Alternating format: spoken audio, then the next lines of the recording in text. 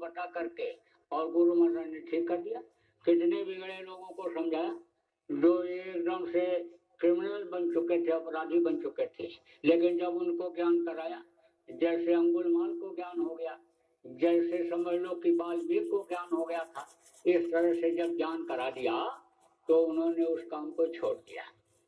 तो ये सब तो गुरु महाराज ने किया ही किया, लेकिन यानी जीवात्मा का भी कल्याण किया, रास्ता बताया और रास्ते पर चलाया और कितने लोगों को मंजिल तक पहुंचा भी दिया। अब वो इस दुख के संसार में दुख झेलने के लिए आने वाले नहीं हैं, क्योंकि ये बन गया दुखों का संसार। यहाँ कोई सुखी है? कितने आदमी आप बैठे हो, गारंटी के साथ कोई नहीं कह सकते हो कि हमारी तबीयत नहीं खराब हुई या हमारे घर में कोई बीमार नहीं हुआ है। गारंटी के साथ कोई नहीं कह सकते हो कि हमारे घर में झगड़ा नहीं होता है या झगड़ा नहीं हुआ है। कुछ लोगों को तो कुछ न कुछ लगा ही रहता है, एक चीज ठीक हुआ दूसरा लग गया। कुछ घरों में तो एक ठीक हुआ दूसरा बीमार हो गया, तीसरा बीमार हो गया। कुछ घर ऐसे भी हैं कि जिनमें लड़ाई झगड़ा कुछ कुछ रोज होता रहता है। बुढ़े न लड़े, जवान न लड़े तो लड़के ही लड़ते रहते हैं, मारपीट करते रहते हैं। और न पहचान पाओ तो मैं बता दूंगा, आपको चैलेंज करो, मैं एक क्या 10-20 को बता दूंगा कि इनके यहाँ होते ही रहता है, लड़ाई झगड़ा होता ही रहता है, इनके यहाँ बीमारी रहती ही रहती है। और आप पूछ लो, और अगर वो यश कर दें, हाँ कर दें, तो आप मान लो। तो यह बन गया दुखों का संसार। विचारों में खिन्नता हो गई, अहंकार की भावना बहुत ज्यादा हो गई। कोई छोटा बनना चाहता है? सास और बहू एक दूसरे से लड़ती रहती है। अब अगर सास को गुस्सा आवे और बहू चुप हो जाए तो झगड़ा होगा। पति पत्नी लड़ते रहते हैं, पति को गुस्सा आवे और पत्नी चुप हो जाए, और पत्नी को गुस्सा आवे पति चुप हो जाए तो झगड़ा होगा। लेकिन दो बात कोई बर्दाश्त करने को नहीं तैयार, तू डाल डाल तो मैं पात पात, तो भाई लड़ाई झगड़ा तो हो गई होगा। अरे जब सास अपनी चलाएगी और बहू जो पढ़ी लिखी आई अपनी चलाएगी, और दोनों के रहन सहन में, खान पान में अरे बहुत अंतर। 60 साल की सास और बहू 22 साल 23 साल की, तो अब वो उस तरह के कैसे खा पाएगी? और सास भी नहीं खा सकती, वो कड़ा बना दे तो कड़ा चावल खा नहीं सकती, रोटी खाने। तो ऐसे ही आप ये समझो कि जब थोड़ी सी भी त्याग की भावना आती है, सेवा की भावना आती है, छोटापन होता है, आ जाता है, तो लड़ाई झगड़ा नहीं होता। अब ये सब चीजें, ये जो शिक्षा दी जाती थी वो शिक्षा मिलती नहीं है, और मिलता भी है कहीं सुन भी लेते हैं तो अमल नहीं करते। अमल जब तक नहीं करो तब तक आप समझ लो कि कैसे सुधार होगा। दवा बहुत अच्छी हो, डॉक्टर बहुत अच्छा हो, लेकिन दवा खाओगे नहीं, परहेज नहीं करोगे तो मर्ज कैसे जाएगा? इसलिए अमल करने की जरूरत है। तो अब आप ये समझो ये दुखों का संसार बन गया, लेकिन जो दुख के संसार से निकल गए वो दोबारा मृत्यु लोक में आने वाले नहीं है। तो कितनों को गुरु महाराज ने पार किया? पूरे सदगुरु थे। सदगुरु जो होते हैं वो रास्ता भी बताते हैं, रास्ते पर चलाते भी और मंजिल तक मदद करके पहुंचाते भी, क्योंकि गुरु सदगुरु की जरूरत यहाँ भी, मृत्यु लोक में भी है और ऊपरी लोकों में भी है। क्योंकि ऊपरी लोकों में बहुत बाधाएं आती हैं, ऊपर चढ़ाई में तमाम दिक्कतें आती हैं। अच्छे अच्छे लोग देखो फंस गए, संगी ऋषि फंस गए। देखो 60,000 वर्ष की तपस्या विश्वामित्र की खत्म हो गई। नैमी ऋषि जो अन्य समझ लो आंख बंद करके तपस्या जब करते थे तो आंख खोलते ही नहीं थे, क्योंकि यह समझ लो कि 83% अपराध तो आंखों से ही होता है। अब आप ये समझ लो कान से मुंह से इससे तो होता है, लेकिन आंख से ज्यादा होता है। सुनने से बोलने से तो ज्यादा अपराध बन जाता है, लेकिन आंखों से ज्यादा होता है। तो अन्य समझ लो आंखें ही नहीं खोलते थे। तो सिंहासन हिला, किसका? इंद्र का, उनकी तपस्या से। तो उन्होंने कहा कि अब अप्सरा को भेज करके इनकी तपस्या को भंग कराया जाए। तो अप्सरा गई, नाची गाई, लेकिन आंखें नहीं खोली। तो फिर वो वहीं बैठ गई कि देखें कभी आंख खोलते हैं कि नहीं।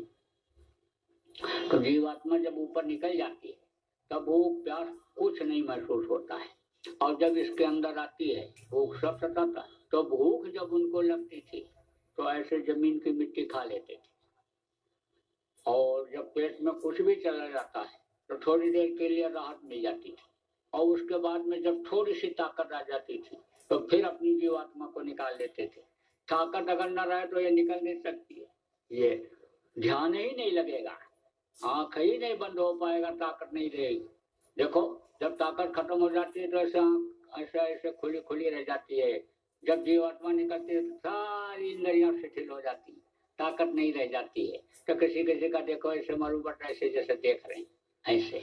तो थोड़ी देर के लिए जब ताकत आती थी तो फिर जीवात्मा को निकाल लेते थे। ऊपरी लोकों में जब चली गई तो फिर भूल गए।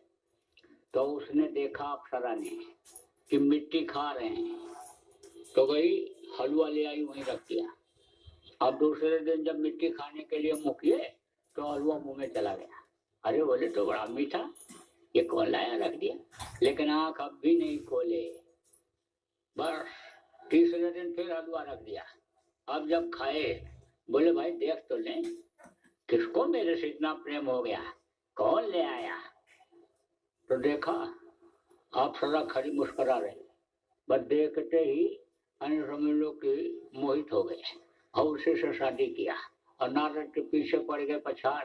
योग करत गोरख जी को लूटा और नैमी को लूटा, हलवा खिलाए अच्छे अच्छे बन, लेकिन हम तो बच गए साहब यार। यानी गुरु की दया जब हो जाती है तब जो बच जाता है वो बचा लेती, चुटकी बजा के ढबली बजा के आगाह करके और निकाल ले जाते। तो कितनों को पार कर दिया, अब वो इधर आने वाले नहीं। अब आपको मैं बताऊंगा कि यानी आपको भी रास्ता बताया जाएगा। गुरु महाराज तो इधर दौरा करते थे, आपके इधर से इक्का दुक्का लोग गए होंगे, सत्संग सुने हो, और गुरु महाराज का दर्शन किया होगा, नाम दान भी सुन लिया होगा, लेकिन आपने किया नहीं। अगर करते और गुरु का परिचय अंतर में मिल जाता तो आप बराबर जुड़े रहते, सत्संग में आते रहते, और आप आने समझ लो कुछ हासिल करते रहते, लेकिन उस चीज को आप पकड़ नहीं पाए। तो चलो अब सही, अब आपको दोहरा दिया जाएगा, समझा दिया जाएगा, और आप जो नए लोग आए हो आपको बताया जाएगा। इससे आपका लोक भी बनेगा और इससे आपका परलोक भी बनेगा। अब यह है कि बताया तो जा रहा है, लेकिन जब आप करोगे तब आपको फायदा होगा, वैसे फायदा होने वाला नहीं है। तो अब आप समझो कि यह भी आप मत सोचना कि हमको सत्संग सुना रहे हैं और नामदान देंगे और उसके बाद तब हमसे मांगेंगे। मांगना कुछ नहीं आपसे, मांगने वाले से कोई मांगता है? अरे भिखारी से कोई मांगता है? भिखारी से कोई नहीं मांगता। तो सब तो मांगते रहते हैं, सब। जिसके पास नहीं है वो भी मांग रहा है, और जिसके पास है वो भी मांग रहा है।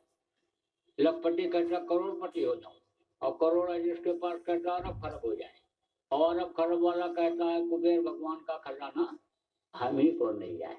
तो कहा ना कि धरणी जान लो देखिए, धरती पर जहां तक देखो धरणी जान लो देखिए, टहलो सबय विखार, और दाता केवल सदगुरु देत न माने हार।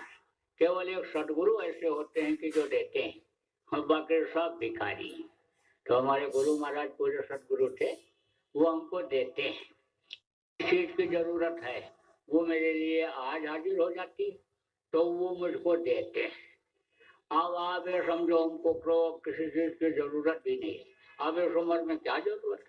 अब अगर हमको कोई कुछ दे भी देता है तो गाड़ी में डाल भी देता है, हाथ में पकड़ा भी देता है, तो किसके लिए खर्चा करता हूँ?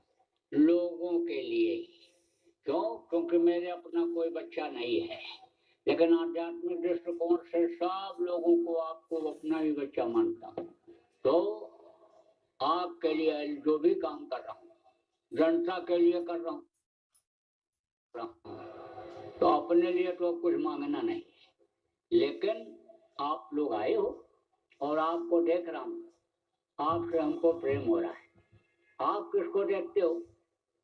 चेहरा मोहरा को देखते हो, कपड़े को देखते हो, नाम को देखते हो, उसके धन दौलत और मकान को देखते हो, उससे आप एक दूसरे को पहचानते हो।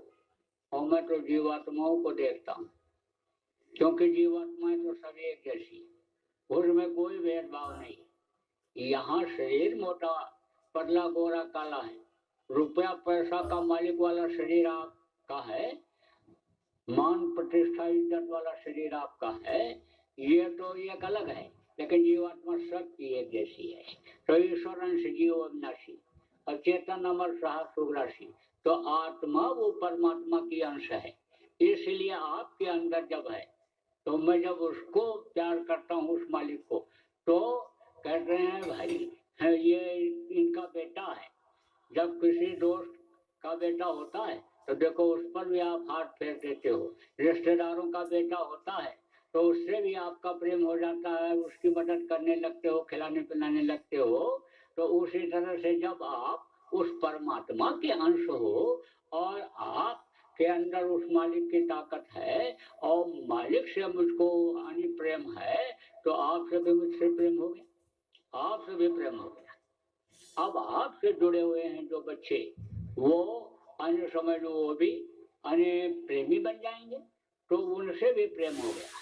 तो आप ये समझो कि अपने लिए तो कुछ नहीं मांगना है, लेकिन अब कभी जरूरत पड़ेगी तो आपके लिए और आपके बच्चों के लिए जरूर मांग लूंगा। लेकिन आप कहोगे भाई हमको तो कुछ देना चाहिए, क्योंकि आए हैं उज्जैन से चल करके आए हैं और हमको सुना रहे हैं, समझा रहे हैं और हमको उपदेश देंगे और हमको दीक्षा देंगे।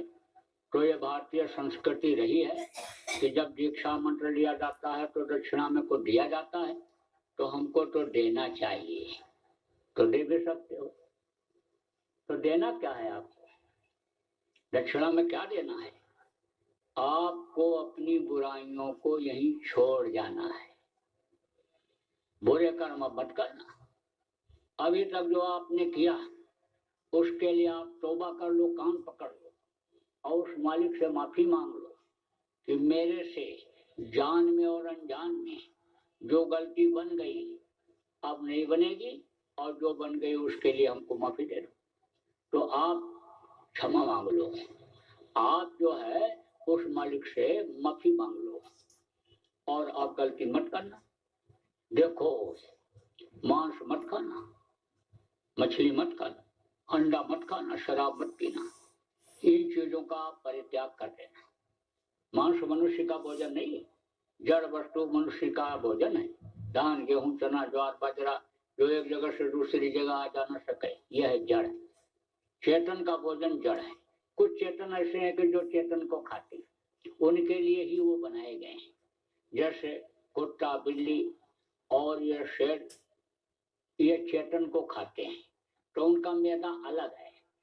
और बचपन से ही कुत्ते के बच्चे को आप मांस खिलाते रहो, बिल्ली के बच्चे को खिलाते रहो, शेर के बच्चे को खिलाते रहो, तो उसका ताकत में और बुद्धि में कमी नहीं आएगी। उसकी जो अकल जिसको कहते हो, यानी अकल में क्या होता है, कैसे उठा करके खा लेते हैं, यही अकल उनको आती है, दिमाग नहीं लगा पाते, तो उनके उसमें कमी नहीं आएगी।